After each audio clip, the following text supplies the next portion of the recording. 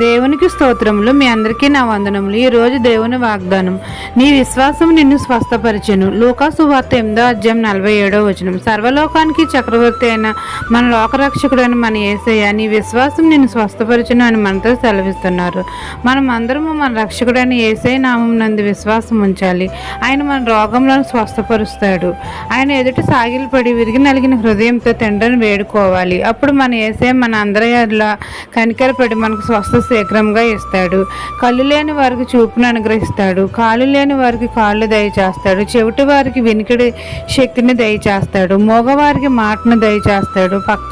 పక్షవాయువు గలవానికి నడక దయచేస్తాడు. గుండె చెదిరిన వారిని ఆదరిస్తాడు. యేసయ్య రక్తం మన పాపాలను శాపాలను తొలగించి మనకు ఆరోగ్యం ఇస్తుంది. మన జీవితంలో ఎటువంటి కుదరని వ్యాధి బాధ చింత అయినా మన యేసయ్య నామం నందు విశ్వాసం ఉంచితే చాలు, మనకు స్వస్థపరుస్తాడు తండ్రి. మన విశ్వాసం మనల్ని స్వస్థపరుస్తుంది. మన జీవితంలో నెమ్మది కలుగజేస్తుంది, సమాధానాన్ని కలుగజేస్తుంది. ఈ దిన వాగ్దానం మీ నా జీవితంలో నెరవేరాలని కోరుకుంటూ దేవుని సువార్త పరిచర్యలో మీ సహోదరి. ఆమెన్.